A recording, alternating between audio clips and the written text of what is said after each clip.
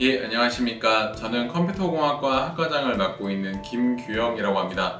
저는 2022년 봄학기에 성신에 오게 되었고요. 작년 2023년 봄부터 학과장을 맡고 있습니다. 예, 저희 컴퓨터공학과는 1983년에 전산학과로 개설이 되어서 1998년에 컴퓨터정보학부, 그리고 2001년 미디어정보학부, 그리고 그 이후 2009년에 IT학부를 거친 후에 2017년에 컴퓨터공학과와 정보시스템공학과로 나뉘게 되었고요. 그래서 현재 컴퓨터공학과로 이어지고 있습니다. 저희 컴퓨터공학과에는 현재 총 6분의 교수님이 계시고요. 약 300명 가량의 재학생들이 열심히 공부를 하고 있습니다. 저희 컴퓨터공학과에서는 컴퓨터공학 분야의 기초 이론 지식과 그리고 이러한 이론을 바탕으로 현장 적응이 가능한 실무 능력을 쌓을 수 있도록 교수님들이 교육과정을 편성을 하고 교육에 매진을 하고 있습니다. 그래서 단순히 어떤 이론적인 지식에 국한된 것이 아닌 실제적으로 우리가 개발자 및 여러 IT 관련 직무로 취업을 하거나 진출을 했을 때 필요한 다양한 어떤 능력과 소양을 배양할 수 있도록 노력을 하고 있고요. 또 실제로 저희 학과 학생들이 이러한 교육을 과정을 이수를 하면서 외부 공모전이나 각종 논문 대회 등에서 수상을 하는 등 큰 성과를 이루고 있는 것이 저희 학과의 큰 자랑이라고 할 수 있겠습니다. 컴퓨터공학과 커리큘럼을 구성하고 있는 과목들은 모두 다 중요한 과목입니다. 하지만 그 중에서도 중요한 과목들을 꼽으라면 2학년 1학기와 2학기에 주로 배우게 되는 컴퓨터 과학 분야 기초 과목들이 가장 중요하다고 이야기할 수 있겠습니다. 2학년 때에는 자료 구조화, 그리고 운영체제, 데이터베이스, 컴퓨터 네트워크, 컴퓨터 구조화 같은 과목들을 이수를 하게 됩니다. 이후 3학년과 4학년 때에는 좀 더 심화된 고급 컴퓨터 과학 분야 이론 과목들과 실제 실무에서 필요한 여러 가지 프로그래밍 개발 및 실습 과목들을 이수를 하게 되는데요. 프로그래밍 개발이나 아니면 여러 가지 전문적인 그런 컴퓨터 분야의 엔지니어링 작업을 수행을 하기 위해서는 2학년 때 배우게 되는 컴퓨터 과학 분야의 기초 이론 지식이 매우 중요합니다. 저는 휴대폰 없이 살기를 선택을 하겠습니다. 저 같은 경우에는 스마트폰 이전에 처음 PC가 나왔을 때 컴퓨터를 처음 접하기도 했고, 또 현재 실제 어떤 교육과 연구를 하는 데 있어서 스마트폰보다는 컴퓨터를 주로 이용을 많이 하고 있기 때문에 저한테는 이제 컴퓨터가 가장 중요합니다. 휴대폰이 없어도 컴퓨터로 연락할 수 있는 수단은 굉장히 많으니까요. 재미있는 질문이라고 생각을 하는데요. 일단 저희가 학생 지도를 할 때도 비슷한 얘기를 사실 하는데 여러 가지 프로그래밍 언어를 할 필요는 사실 없습니다. 왜냐하면 프로그래밍 언어라고 하는 것은 우리 이제 사람이 기계에게 어떤 작업을 시키기 위해서 사람도 이해할 수 있고 기계도 이해할 수 있는 어떤 중간 매개체가 필요해서 만든 것이 프로그래밍 언어고, 이러한 프로그래밍 언어는 대부분 그런 구조나 작동 원리가 다 비슷합니다. 그렇기 때문에 한 가지 언어만 깊게 이렇게 좀 숙달이 되면 다른 프로그래밍 언어를 배우는 데는 큰 어려움이 없고요.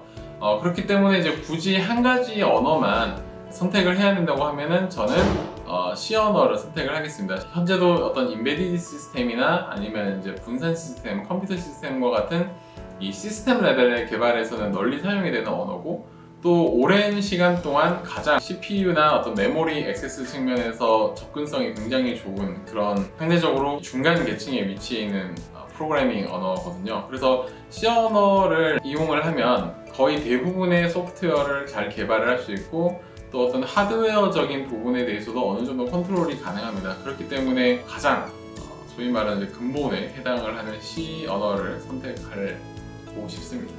저는 시험 때 편지 써서 내는 수강생을 고르겠습니다. 왜냐면 어차피 채점을 하는 측면에서는 둘 다 점수를 부여를 할 수는 없고, 특히 우리 학과 학생들이 굉장히 공부를 열심히 하기 때문에 백지로 내는 경우는 제가 거의 본 적은 없었고요. 사실 이 학생이 어떤 이유에서 백지를 내게 됐을까, 이런 게 좀 궁금한 생각도 들고, 학교 생활하는데 좀 혹시 어려움이 있나 약간 이런 생각도 들고, 그런 걱정되는 마음이 이제 들 수도 있는데, 편지 써서 내는 수강생 같은 경우에는 아무래도 그 학생을 이해할 수 있는 그런 계기가 될 수 있기 때문에 좀 더 괜찮은 것 같고요. 근데 이제 편지는 아닌데 예전에 시험 때 어떤 게 있었냐면 시험지 끝에다가 이제 약간 이렇게 귀엽게 캐릭터 같은 걸 그려서 약간 만화 같은 걸 이렇게 그려놨더라고요. 그 내용이 이제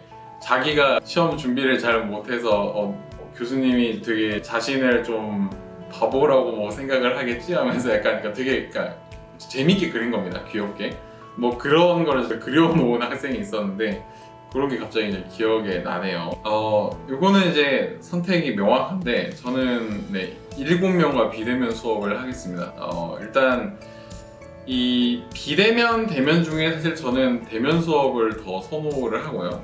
왜냐면 이제 비대면 수업을 하면 사실 그 학생들이 아무래도 좀 집중도가 좀 떨어지는 것 같아요. 근데 비대면과 대면보다 더 중요한 게 저는 수강생 규모라고 생각을 하거든요. 그래서 대형 강의가 되면 될수록 강의의 질은 떨어집니다.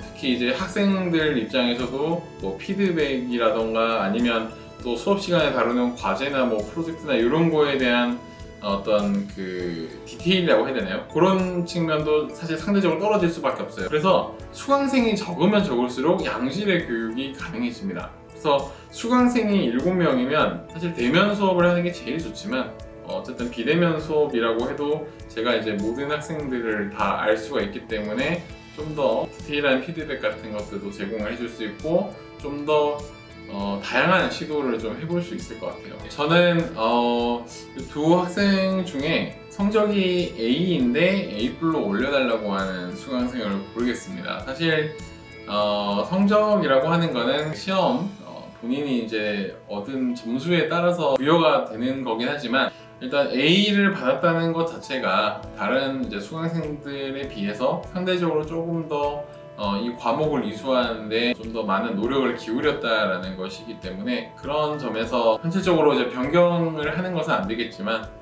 뭔가 그래도 좀 더 나은 것 같고 그 F 맞는 경우가 사실 많지는 않은데 아무튼 성적이 F라는 얘기는 사실 과목 수강 신청을 했지만 이 수업에 행정적으로 등록이 되어 있을 뿐 이 과목을 이수하는데 필요한 어떤 그런 학습을 충분히 하지 않았다는 얘기이기 때문에 이런 부분은 사실 고려하기가 좀 어려운 그런 게 있습니다. 그래서 저는 A인데 A플로 올려달라고 하는 학생을 선택하도록 하겠습니다.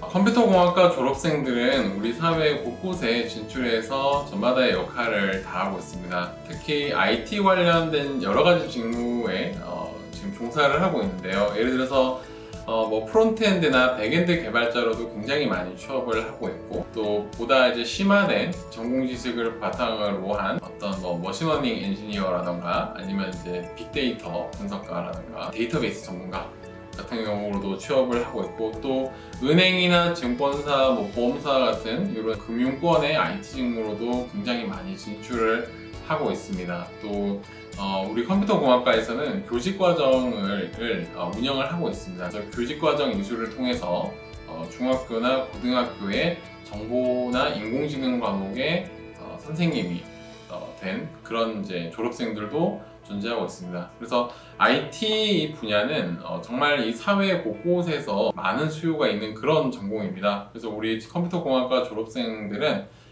꼭 IT 기업이 아니더라도 많고 다양한 분야에 진출을 해서 현재 열심히 사회에서 일을 하고 있습니다.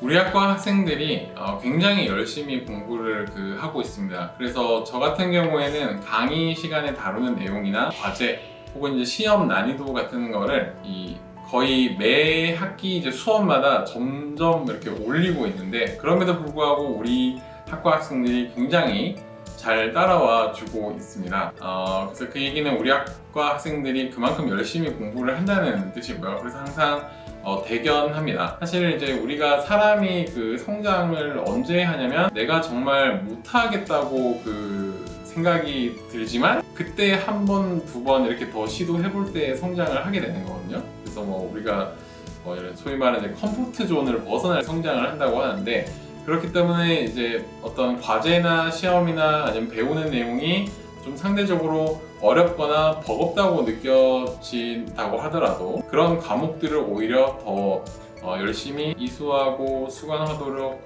노력을 하는 게 여러분들이 이제 장기적인 측면에서 성장하는 데 많은 도움이 될 거라고 생각을 합니다. 그리고 또 우리 학과에서는 소프트웨어 경진대회와 그리고 프로그래밍 경진대회를 함께 연례 행사로 진행을 하고 있습니다. 또 학술제에서는 어떤 졸업생 선배들을 초청해서 졸업생 강연도 진행을 하고 있고요. 이런 학과에서 진행하는 행사들에도 성실하게 참여를 하시면 여러분이 IT 관련 어떤 이제 인재로서 성장하는데 좋은 밑거름이 될 것이고 또 좋은 경험이 될 거라고 생각을 해서 적극적인 참여를 해줬으면 하는 것이 이제 제 생각입니다.